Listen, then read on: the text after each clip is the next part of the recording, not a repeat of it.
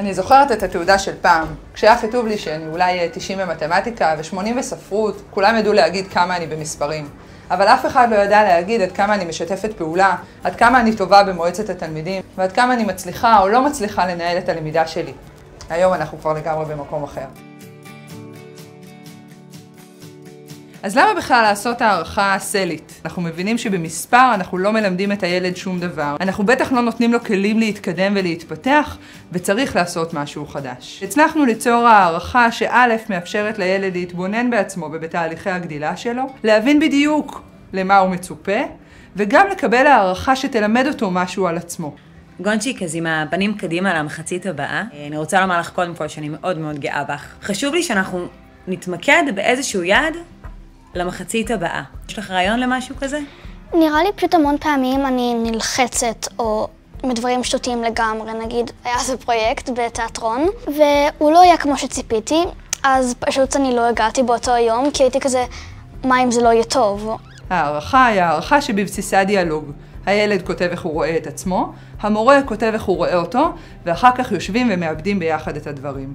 רק תהליך כזה של שיח, של הערכה תואמת גיל, יכול לאפשר לילדים לקחת ולעשות משהו עם הדבר הזה שקוראים לו תעודה. בואי נחליט שפשוט בפרויקט הבא שאת עושה אותו בקבוצה. את אומרת, אוקיי, אני פשוט מגיעה, והכל יהיה בסדר. גם כשדברים לא קורים בדיוק כמו שאת רוצה, הם קורים, ויש את עוד הרבה דברים מסביב נפלאים שיכולים לקרות ושאת תוכלי ליהנות מהם. אוקיי. מבחינתנו המשמעות היא המטרה והשינוי וההתפתחות, זו הדרך. אז אנחנו מצאנו שבעולם משתנה, שחוסר הוודאות הוא העיקרון המוביל. אנחנו חייבים לצד הידע גם לשלב מיומנויות וכלים שיאפשרו לתלמידים שלנו להשתלב בצורה מיטבית יותר, שתביא אותם להישגים הגבוהים ביותר כשהם יוצאים לעולם האמיתי. השנה בשונה משנה שעברה התמקדנו בפיתוח היכולות והמיומנויות שלנו לצד הציונים. התעסקנו בדרך שאנחנו משיגים את המטרה שלנו ולא רק השגת המטרה עצמה. זה בא לידי ביטוי גם בקבלת גיליון הערכה. שיקפו לנו גם את הדרך שעברנו ואת המיומנויות ולא רק את הציונים. זה גורם להרגשה הרבה יותר טובה כשאני יודעת שמסתכלים גם עליי כנועה ולא רק עליי כתלמידה. הלמידה הרגשית חברתית בבית הספר היא לא עוד נושא שלומדים אותו בבית ספר.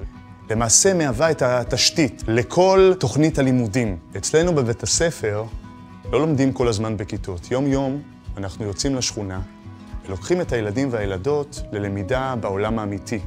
שערו בנפשכם איזו תחושת שייכות יש לילד שהיום יום שלו והלמידה שלו פה מאפשרת לו לפגוש את הילדים והילדות של השכונה, את הסבתות, את האומנים, את בעלי העסקים, והחיבור שלהם לקהילה הוא אחד ממאפייני הסלע החזקים, חיבור של ילד לקהילה שבה הוא נמצא. הרבה פעמים שואלים אותנו, תגיד, אתם בכלל לומדים פה? והתשובה שאני תמיד אומר זה שעד שהילדים לא מרגישים בבית ולא מרגישים בנוח, הם לא פנויים ללמידה. היכולת שלהם ללמוד עבודת צוות ורפלקציה והיכולת לדבר את עצמם ולדעת מה למדתי ומה לא למדתי יכולה להתבצע רק כשלומדים באופן הזה שהילדים הם אקטיביים בלמידה. ברפלקציה אנחנו יושבים במעגל ומסתכלים פנימה על היום שלנו. כשאנחנו יודעים איך עבר עליך היום ומה פגע בך כדי שנוכל בפעם הבאה, במקרה שיהיה לו עצוב, שנוכל לעזור לו. המטרה שלנו היא להחזיר לילד את החוויות בתוך הטבע, תוך שימוש בשפה שלו, שהיא בעצם המשחק. אנחנו בעצם מפתחים מרחבים תלת-ממדיים שמאפשרים לו מגוון של אפשרויות של חוויות, מיומנויות פיזיות, מיומנויות חישה, דמיון, גילוי, יצירה.